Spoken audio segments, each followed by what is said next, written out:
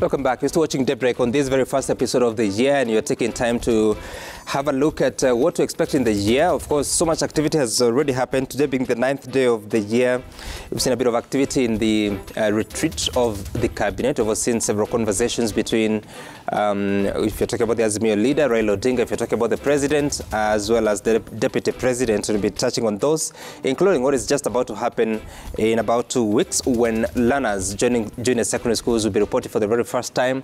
We've seen a conversation coming from the Ministry of Education saying that they are vetting institutions to see which are ready to host learners at the junior secondary level. Let me reintroduce the panelists this morning. I have the Majority Whip at the National Assembly, Silvana Sosoro. Good morning and Happy New Year. Happy New Year, Sam. Thank you. We have Senator of Makueni, Dan Manzo. Good morning. Happy New Year. Good morning and Happy New Year. And we have Kuria Kimani, the Member of Parliament for Molo constituency, the Chair of the Finance Committee. Good morning and Happy New Year. Good morning, Sam, and great to see you this New Year. Great. And let's start it off. We're looking at the papers this morning.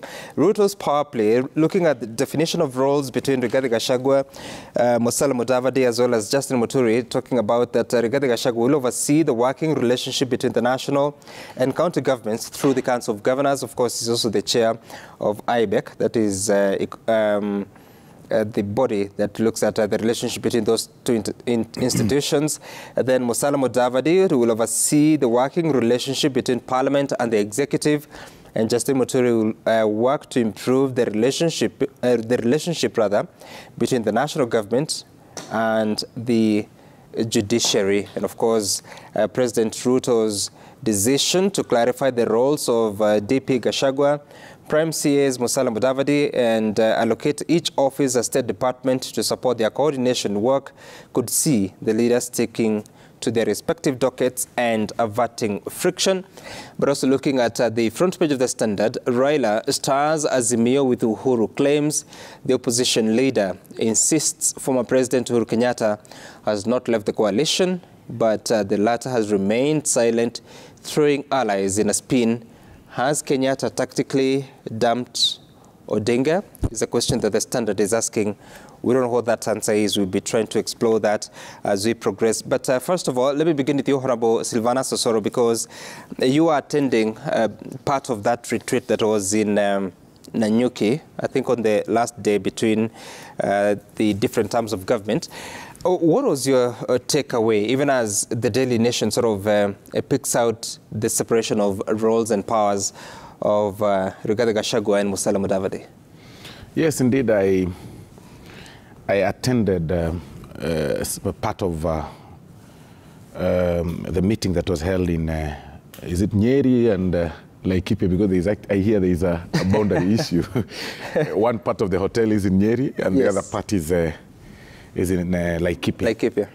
And my take away from the meeting is that the president is committed to seeing the country, move to the right trajectory or start in the right trajectory this year.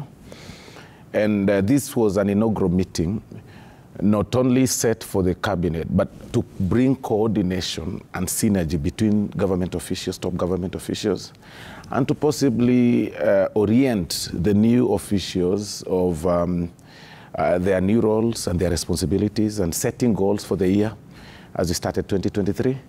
And to bring synergy and, introduction and getting to know each other.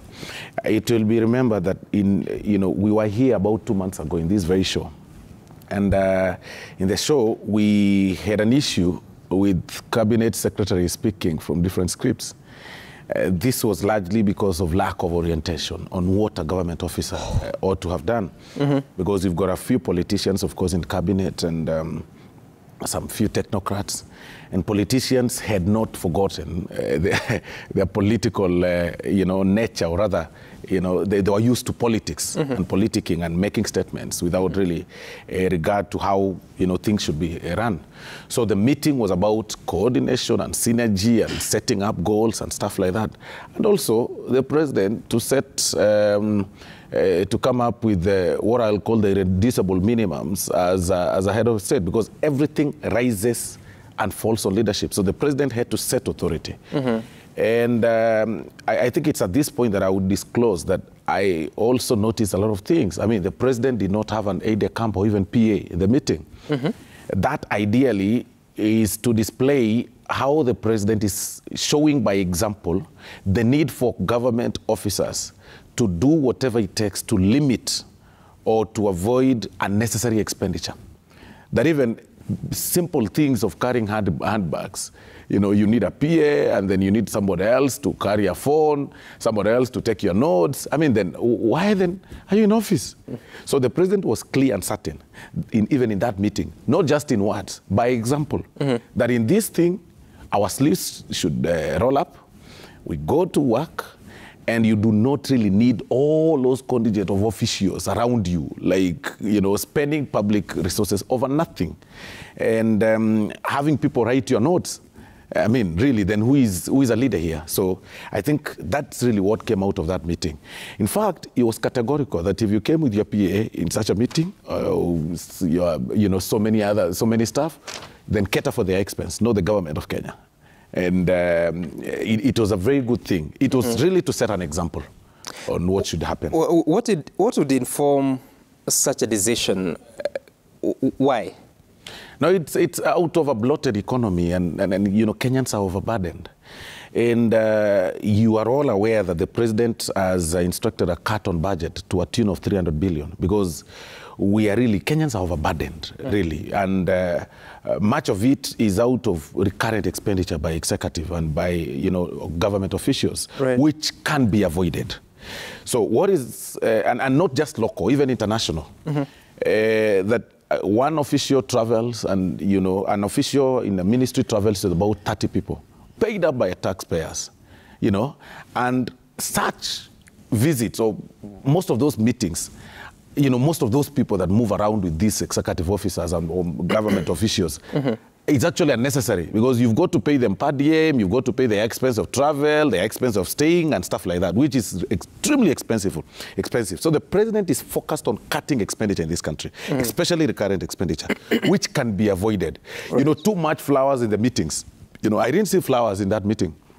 Because, like, you know, in previous regimes, you would see flowers on every table of government officials. And, you know, each flower costs close to about 10,000 or 50,000 shillings. And they could be changed daily because they need not to flourish. So, they need not to, you know... wither. So it's very... It was an example. It was really... The president was stamping authority and giving direction on what his administration is all about. Cutting expenditure, you know, teamwork. And there's also something that I noticed, time management. It was very strict. I mean, the meeting would start at 8. You come at 8:20, you're dismissed from the meeting if you find him seated. And if he happens to see you, you know, you can imagine how that... It actually happened. People are chased out. I wouldn't want to disclose that, but yeah. You just did. Anyway, Senator, what do you think? Because you may have observed several transitions in this country, and now it's 4 months in. Actually, it should be about 119 days today since William Ruto became president. What would you say has been the start of this administration, but also your reflections of the retreat that we heard of? Even if you didn't attend it, you were able to follow the news. Yes, I follow the news, and first and foremost, forget about the flowers and all that big story you've been told about. Kenyans need delivery of a lot of services. And one of the things which I was told is funding of the roads. You know, for all these 4 months, you know, the construction of the roads which was going on should not have stopped because, you know, government enjoys perpetual succession. You remain with the civil servants in place, and whatever services must be delivered to Kenyans must continue. You will find that most of the contractors, since this government came into power, have worked for the government, have not been paid, and if they are constructing roads, they are halfway those roads, and they are stuck. And I think that work should not stop, you know, where Kenyans, some of these roads are going to areas where, you know, there's food production, where, you know, goods and services have to move, and they have not moved, especially during the rain season. So instead of all those meetings and clarify, you know, what one person or another should be doing, it's not what Kenyans are looking for. You know, the Honorable Musalia Mudavadi is simply a prime minister. Call him so, even if it is not in the constitution. The work of the Attorney General is clearly known all the years in the Republic of Kenya. So you don't need to add more. And I believe the former Speaker, Muturi, he first worked for judiciary, and then is a renowned lawyer, and then was a speaker. So there are many laws I'm aware of which are stuck in his office, which needs you know, to be brought to Parliament. Some need to be extended. The regulations have expired. You know, nothing has been done. And the law is clear that the minister responsible should approach Parliament. But they have gone to dump these laws with the Attorney General to do a duty of a minister. So that confusion should be cleared up, and they should set to work. Kenyans are expecting services. Kenyans are very patient. So you don't see any value in a government coming together to reflect on what they want to do for the country and to set a roadmap? That has always happened in every transition. The most important thing is the results after, the action, you know. We want to see how we are going to come out of the economic situation the country is in. The moment there's a new, you remember when President Kibaki came to power, things changed overnight. And he was working throughout. He talked less, but you could just see things happening in the country. He never even made too many promises to Kenyans, but Kenyans could see, you know, work happen. And even the shilling improved immediately against the dollar and in other international currencies. So you know, we are looking into service delivery. Kenyans are really suffering. There's a lot of poverty in the country. There's a lot of leakage. They did not address corruption. How they are going to stop. Money is lost in cartels. You know, the corruption in the country is what is the biggest problem. This is what we would like to see the government doing, so that we can save the, you know, government funds from being stolen. We have not seen that. So none of the government projects should stall. Thwake Dam, which is in from Makueni County, Makueni constituency, is no longer funded. You know, we want to see funding of those projects. We want to see Konza City, you know, that's where a lot of young people are going to get employment. We want to see those dams which were never constructed in Arua and Chimorel. You know, we need to irrigate the country. We need food for the people. And these are the sort of activities we want to see, not what job is. The work of a deputy president is in the Constitution. Okay. He's a principal assistant to the president. No other jobs. But really, Senator, but you also know that any other roles assigned by the president becomes the work of the deputy president. But anyway, were you in Nanyuki, Mheshimiwa Kuria? Yes, I was for the chairperson's meeting. Yeah. Okay, and what was your takeaway? And even as we set into a year that we'll see the very first budget of this administration coming to Parliament, your takeaway and the challenges that the administration has to resolve in the next few months? Thank you very much, Sam. You know, when I watched the president, both when I was viewing the meetings from the media and when we sat at the meeting between the leadership of both houses and the executive, it reminded me of my MBA class on corporate governance. And there's a lesson that one Dr. McPhee of Strathmore told us about the 4 P's of corporate governance: people, process, performance, purpose. And what the president was doing is now to bring the practice of corporate governance that you ordinarily see it in corporates into government and how government is run. So the 4 P's I'm talking about, the people. Who are the people? So the people that are going to implement the agenda of the Kenya Kwanza are cabinet secretaries, are the PSs, and the political leadership.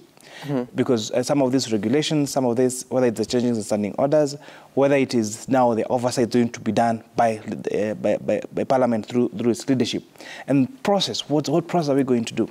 And what my colleague earlier was talking about is that making sure that the bureaucracies are reduced. And I remember the president saying the words, you know, why do you need to send a letter if you can make a phone call? And why do you need to make a phone call if you can send a text message? And just even why, and if you need particular, as you maybe because you need hard copy evidence of that documentation, why don't you send an advance WhatsApp copy? Because people are able to read those messages in real time. And so this is a president that is focused on reducing the bureaucracies and the process of that service delivery. It's not where now letters are to be forwarded to by who, and by the time now the decision is being made, even the need for that decision has already expired. We're talking about someone who was looking at what is the purpose. And the purpose of this government is we were elected, not we were elected, let me tell you, the president and the deputy president were elected on the 9th of August with the premise of the campaign promises that they made. So we have to look at now, how do we make sure that there is that purpose is being achieved, and that's the performance. And we saw a leader who leads by example. You know, I think for the very first time, you found people that were able to sit for 3 days straight of meetings. And to hear the senator here saying that during Kibaki's time, things change overnight, you know, that cannot even be anywhere near the truth. There was a lot of planning that was done. People that I know that worked with the former president and the late President Kibaki talks about someone who, if you needed, for example, to discuss a particular document with him, you must have had to send an advance copy, so that by the time you're sitting in with a meeting with President Kibaki, then he already has read through that presentation that you have and able to critique and therefore make a decision. So again, I'm looking at a student and a master of corporate governance. I'm looking for somebody who is going to use what call corporate experience in running the country like really an enterprise, like a corporate institution, employing all the rules of best government practices from across the world. But I asked you a question about the challenges that you foresee, because he says that road construction has stalled, contractors are not being paid. And yes, the president indeed on Wednesday evening, during an interview, spoke about that there are certain services that have been sort of halted or suspended at the moment, including the Inua Jamii Fund for the Wazee. So as you get into the budgeting process, what challenges do you see and how do you resolve them? Sam, to be absolutely honest, I don't envy really the position of the president right now. Because you have a budget to fund. You know, there's all these expectations about the stall projects that you're talking about. We need to do this. We also need to start new projects, you know, so that we can spur economic development. But how do we fund all these projects? You know, you can only fund them through 3 ways. Number one is to borrow. As we speak, there is a lot of, we have not been able to properly audit the amount of money Kenya owes, like how much our debt is. And it's such a critical thing because there is a constitutional requirement of the debt ceiling. And there's all the analysis are saying that we have probably surpassed the debt ceiling. And therefore, even if the president wanted to borrow, or even if he wanted to borrow to finance the budget, that's not even an option.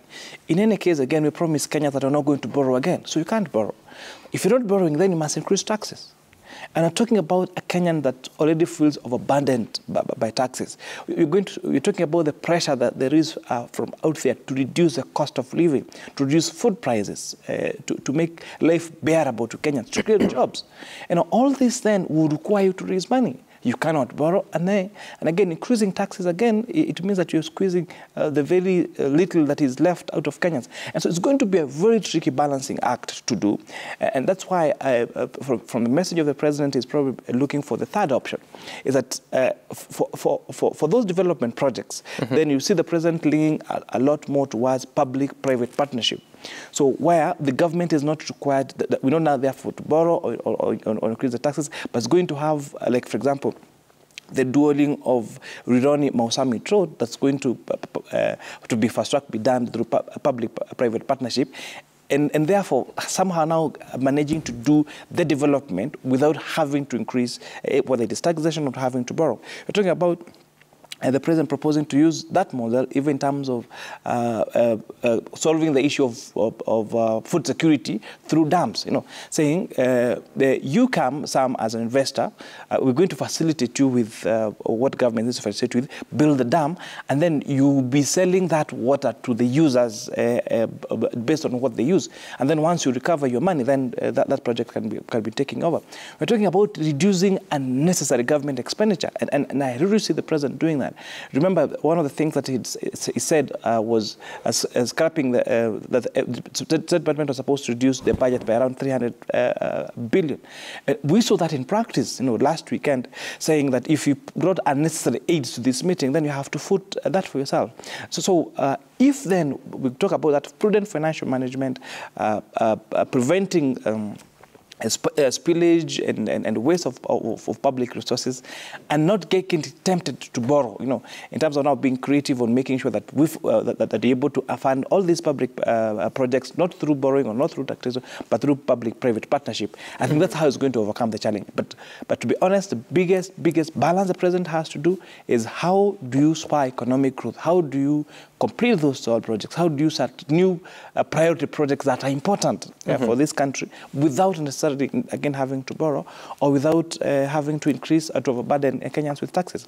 And then you see the impact of counties, and so I'm very happy that even in the inaugural retreat, then there was the presence of county governments into the meeting, because again, this is not during Kibaki's time when we only had one government. Now we have 48 governments, 47 counties and one national government. And now these 47 counties relying or basing their expenditures and their CIPD plans by funding from Treasury. And one thing that has been constant throughout, including now, and we hear it even a lot with the governor saying now we have not been able to start even the projects, some of them have been able to pay their salaries on time, is through the late releases of exchequer from Treasury. So if really this country has to grow, that synergy, and it should almost be seamless between the county government and the national government, must exist. And I'm really looking forward to seeing that actually happening in purpose and in drill, and I think there's a lot of goodwill also from the counties, because even governors that are leaning on Azumio's side, we saw them present at that particular meeting. We've seen them seek audience with the president and set the priorities and match the priorities of the counties and those of the national government. Okay, all right, that's interesting. And you've said a couple of things that I will be getting back to shortly. But Honorable Soro, Mheshimiwa Kuria here says that he attended the chairperson's meeting, but I'm wondering, were the chairpersons of the oversight committees present, those from the Azimio side?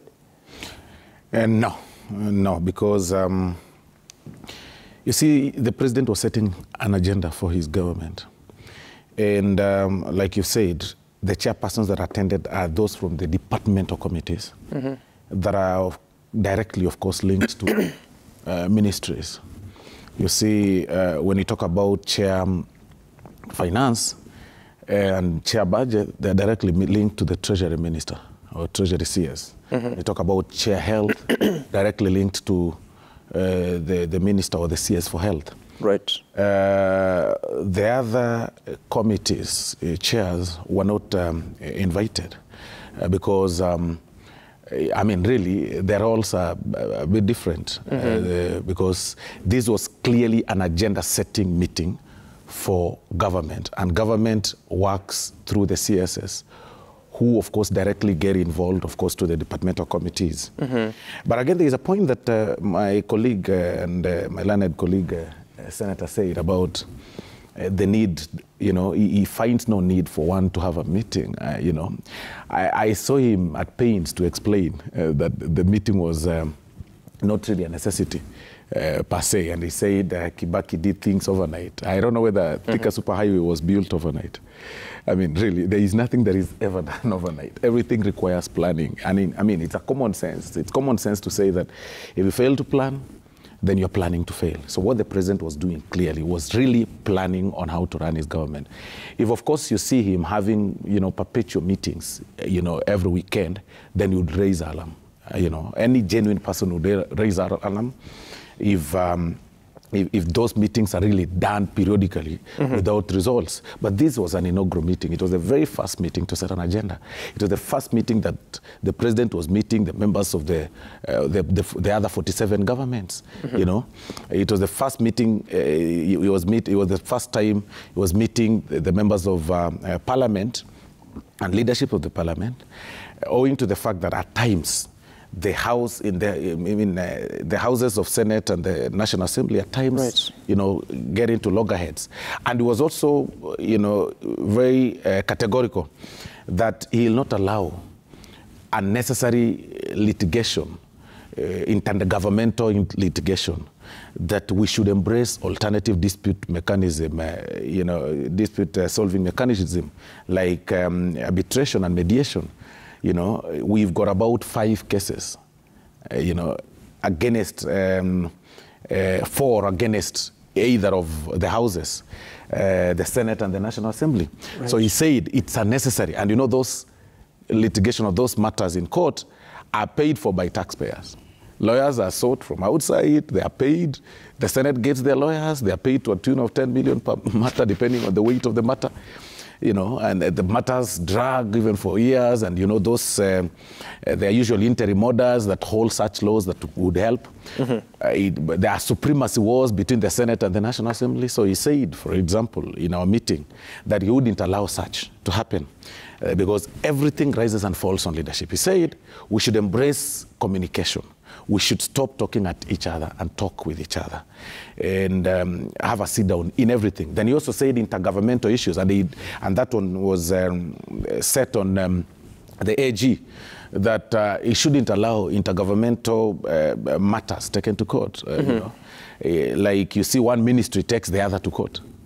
On matters that would be resolved by having a sit down and talking. So I really see a president that really set his agenda. He wanted to explain to the people, to his government, his agenda, his vision, his purpose for this country. And I think that was quite positive for the president. Senator, are you persuaded any further? Well, or you stick to your position? Not necessarily. There are quite a number of things which should be happening, and one of it is funding the county governments. You see, the county governments have been abandoned, and without funds, you lose the purpose of devolution. So I believe, you know, one of the things which should happen administratively and quickly is to find how to quickly facilitate the county governments, and especially the development of the counties. You know, the role of devolution. You remember there are some matters which have been devolved, like agriculture. You know, there are many other things we should be dealing with. And you see, if you devolve agriculture and you do not you know, follow the functions to the counties, and the counties have no money, they are only left to pay salaries, and there's a lot more to be done with the counties. So I believe, although the agenda was set and the meeting had its purpose, Kenyans are really expecting delivery, and Kenyans have been very patient. And I believe the patience is about to run out. We are interacting with Kenyans down there. They've been waiting, promise after promise. Kenyans really want to see things happening. You see, for example, allegedly funds have been distributed to the constituencies for children to get bursaries to go to school. I understand some little money, 7 million per constituency went, but ordinarily bursaries go even up to 35 million. So you can see the deficit, and we want children to go back to school in January without a problem. So there needs to be some efficiency. Some of these things you don't need a meeting. You already have a Minister for Finance who was a system of other employees who did not go for the meeting on the other side, and who need to be working, who need to be delivering. So we want to see that fund already with the members of parliament. It is not yet there. It's just a story. And these sweet stories, and the two of these gentlemen are members, honorable members, are in the National Assembly. I'm sure they are going to be forced to pay from their pockets, because what do you do when a child has not gone to school? and you are there and you are waiting for bursary from Nairobi, you've got to go to your pocket and take this particular child to school. So there are real challenges in the country, which, in my opinion, should be handled in a real way. I want to say Kenyans have been very patient with the current government. The current government is doing its best. But at the same time, it needs to be checked thoroughly. And most important, really have to address efficiency and the fight against corruption. That's what kills this country. This country has got enough money, but it is with a few people and it's not doing the right thing. Okay. And of course, we'll continue to have this conversation after the break, looking at the priorities for the country, whether it's those that are in government, those that are in opposition, those are in different terms of the government, but also looking ahead at some of the events that are likely to happen this year. Of course, January 17th will be the last day for the commissioners of IBC. That is the three. Wafula Chebukati and his two commissioners should retire on that day. There's still a pending matter of removal of Irene Masit, who is defending her petition, but also we know that the other three resigned, so there should be some recruitment of commissioners of the IBC later in the year. Do stay tuned for more on this.